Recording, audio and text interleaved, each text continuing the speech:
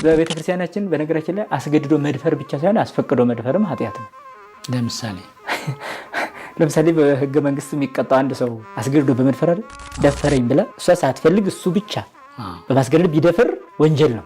በቤተክርስቲያን ግን አስፈቅዶም ቢሆን ወንጀል ነው። እሷ ፈቅዳው ራሱ ቢሆን ልዩነት አይደለም። አስገድዶ አስፈቅዶ ራሱ ከደፈረ ወንጀል ነው። ማስፈቅዶ ከሆነ መድፈር እንዴት ግን አብራሩልኝ። ግን ሐሳቡ ቆንጆ ነው። እሺ አስፈቅዶ መድፈር ማለት እኮ በእሷ ላይ ያለውን ህግ ደፍሯል፣ ክብሯን። አይ እሷ ፈቅዳለት ነው ከተባለ አልተፈቀደላትም። እሷ የመፍቀድ ስልጣን የላትም በራሷ ላይ። ምን ማለት ነው? ክብር ነው። ሰው ነፃ ፈቃድ አለው አይደል?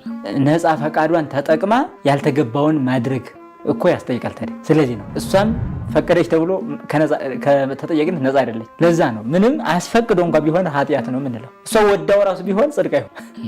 ለዛ ነው ለምሳሌ በጋብቻ ውስጥ ያሉ ሰዎች የሚያደርጉት ግንኙነትና በዚህ ተፈቃቅዶ የሚያደርጉት ግንኙነት ተመሳሳይ ሊሆን ይችላል አይደል? ውጤቱ ግን ተመሳሳይ አይደለም። ይሄኛው የሚያጸድቅ ነው ህይወታቸው፣ ጋብቻ ቅዱሳን የሚፈጠሩበት ነው አይደል ግንኙነታቸው።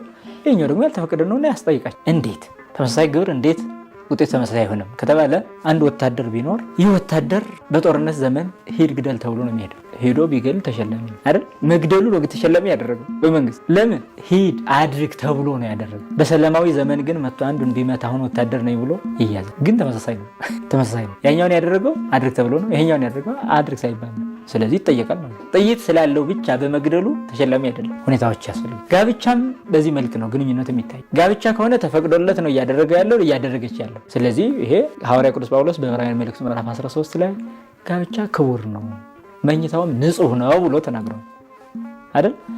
ይህ በሌለበት ባልተፈቀደበት ልጅ እፈልጋለሁ ተባብሎ እንስሳዊ ግንኙነት ቢፈጽሙ ይሄ ከሕግ ውጭ ስለሚያደርጉ ተጠያቂ ያደርጋቸዋል ማለት ነው። እሺ